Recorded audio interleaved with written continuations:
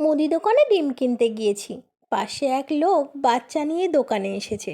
লোকটা সম্ভবত শ্রমিক বা রিক্সা চালক। শুকনা কণ্ঠার হাড্ডি বের হয়ে গেছে।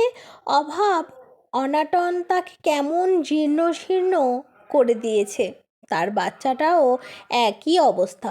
লোকটা 250 গ্রাম তেল আর লবণ কিনতে এসেছে। বাচ্চাটা জুলজুল চোখে অজেন্সের বয়ামের দিকে তাকিয়ে আছে। বেচারা চাইতেও সাহস পাচ্ছে না। ওর বাবা সেটা বুঝতে পেরেছে, কিন্তু দারিদ্রতা মাঝে মাঝে চোখে নির্লজ্জের টিনের চশমা পরিয়ে দেয়। সেই কথিক চশমার আড়ালে ছেলের মায়া ভরা মুখটা দেখে ভালোবাসায় ভেজা গলায় বাবাটা বলল, কিছু লইবি? ছেলেটা লাজুকভাবে কথা না বলে আঙুল তুলে দেখালো। বাবা হেসে লজেন্সের বয়েমের কৌটো খুলে 2টা লজেন্স বের করে দিল। ছেলেটা খুব আদর করে বলল, টিনের ঘরের নামতাটা কও তো বাপ। বলেই লোকটা আর চোখে সবার দিকে হালকা তাকালো। তার সেই দৃষ্টিতে কেমন একটা চাপা উত্তেজনা। যদি না পারে, সবাই তো তাকিয়ে আছে। ডিমের পুটুলি হাতে নিয়ে আমিও তাকিয়ে আছি ছেলেটার দিকে।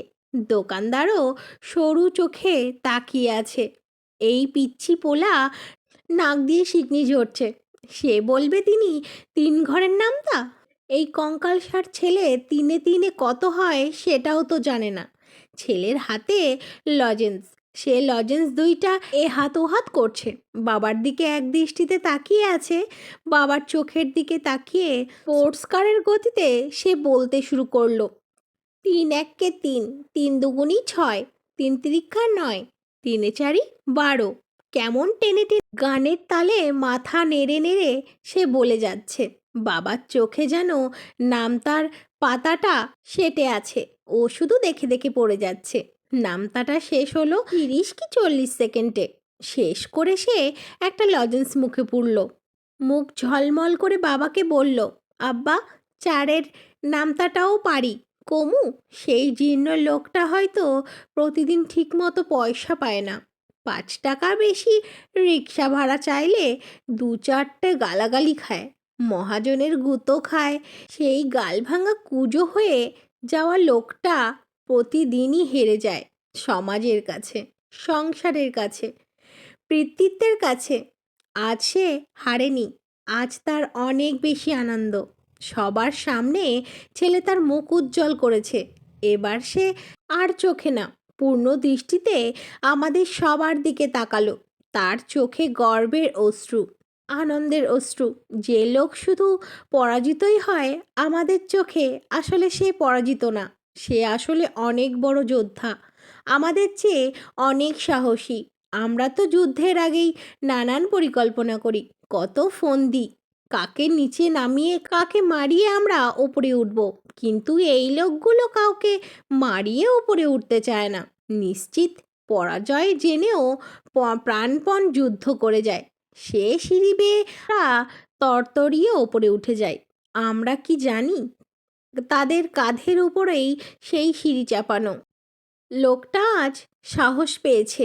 3-এর ঘরের নামতাটা শুধু নামতা নয়, এক সাহস, একজন বাবার শত্রু, একটা কাঁধ, একটা অবলম্বন।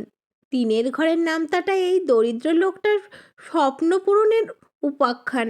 লোকটা তার ছেলেকে কোলে তুলে ফেললো। সে কেঁদেই ফেলেছে। এই সময় হুট করে দোকানি ডিপ ফ্রিজ খুলে একটা ললি আইসক্রিম পিচ্চির হাতে দিল। সাবাস, জজ ব্যারিস্টার হইয়া দেখাইয়া দিস সবাইরে। ল, আইসক্রিম খা, বেশি খাইস না, গলা ফুইল্লার গেলে কথা বলবার পারবি না। ছেলেটা খুশি মনে আইসক্রিমটা নিল। বাবা ছেলে চলে গেল। আমি ওদের দিকে তাকিয়ে আছি। দোকানদার আমাকে বলল, আমি তো ভাববারও পারি নাই বান্দরটা কেমনে চল চালিয়া নামতা কইয়া দিল। দেখলেন? দেখলেননি করবারটা? এ কি দোকানির চোখেও পানি? আসলে যারা ক্ষুধার কষ্ট বোঝে তাদের একজনের মনের সাথে অন্যজনের মনের একই সুতোয় গাঁথা থাকে। একজন কষ্ট আর একজন বুঝতে পারে, আবার আনন্দগুলো স্পর্শ করে প্রবলভাবে। আর আমরা কোটি টাকার স্বপ্নে বিভোর আর প্রতিযোগিতার উন্নাসিত ভুলে যাই আমরা আসলে কি। আমি ডিম হাতে একাই হাঁটছি আর বলছি 3 1 3, 3 2 6। আমারও সংক্রমিত হয়েছে জয়ের আনন্দ।